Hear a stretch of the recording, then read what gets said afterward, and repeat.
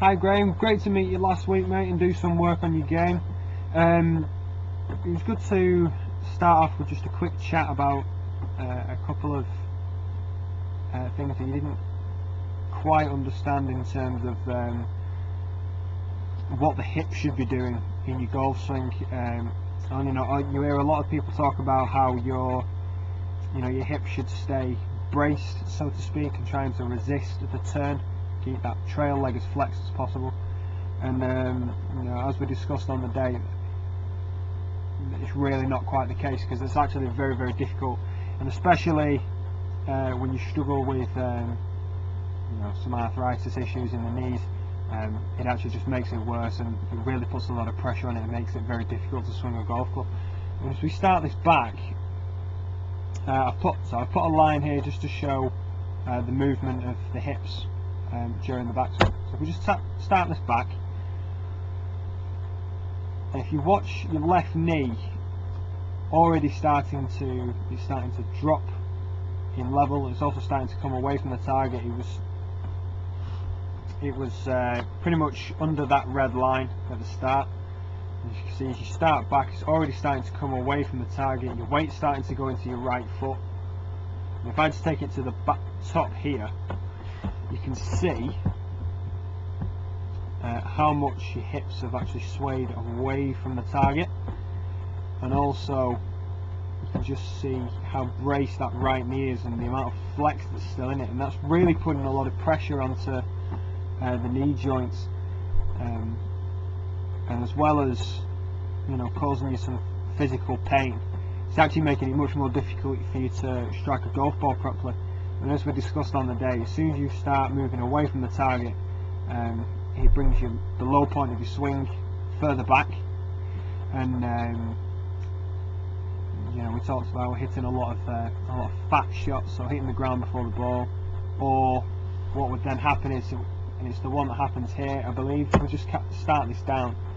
As you start to come into impact, you can see here you're already starting to push up from your left side,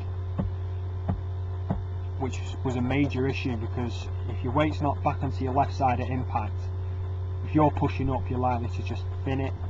You can just watch here, you watch your left arm just bends, right hand takes over, and all the weight's back into your right side at the top of your finish. Now, we put in a couple of changes. I gave you a couple of drills to work with.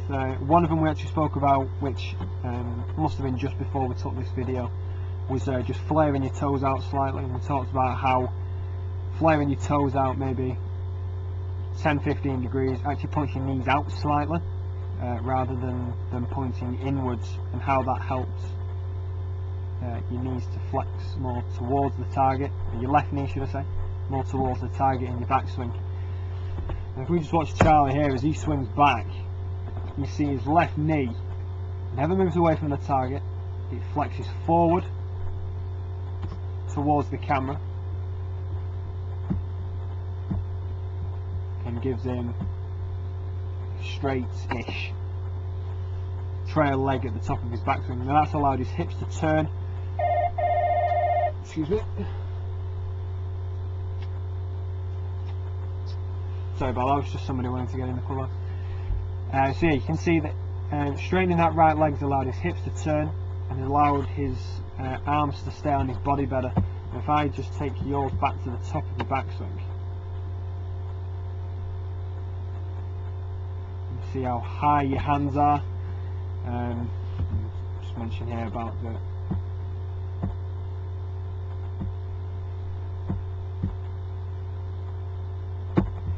give you an idea. Now we gave you a couple of drills to do. One was hitting golf balls with a straight right leg at setup. This straight away unlocked the hips and just allowed them to rotate a little bit better. Now if we just start this back,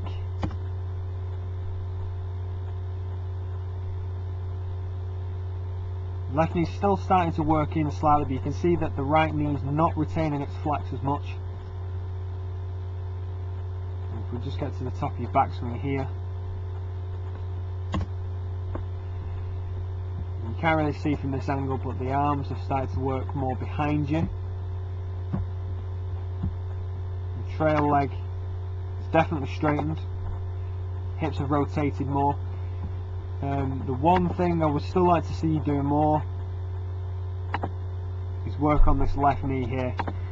So I gave you another drill, which was to set up with a cane running between your legs alongside your left leg, your left knee, sorry, and then to hit goal shots with that left knee flexing forward, so it works alongside the cane rather than hitting into it. If you look at Charlie Wee here at the top of his backswing, you can see that his left knee has worked this way rather than this way, okay? And that just allows his hips, and then as a result his left shoulder, to just work down more, so turn on a more tilted axis rather than a little bit flat. So you can just see here, if we start to get some of these lines, if we start to work down into impact, yes, your weight's still further back than we would like it. If we just get it into impact here, you can still see you're still a bit flat footed. However, if we compare that to the one at the start, you can see your weight is probably 60% onto your back foot, whereas the one on the right is more 50-50, and at impact would really like to see your weight more 70 to 80% into that left side, which will then allow you to hit the ground in front of the ball a bit more. If I just wind Charlie on here,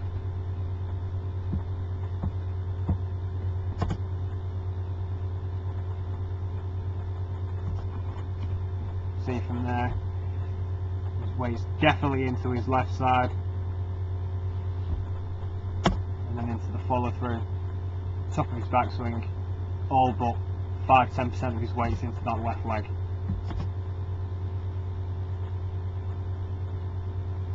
However, I won't worry too much about this. We'll just keep working on what we talked about today, and we'll cross that bridge as and when we come to it. Good luck. If you have any problems, give me a shout. Speak to you soon.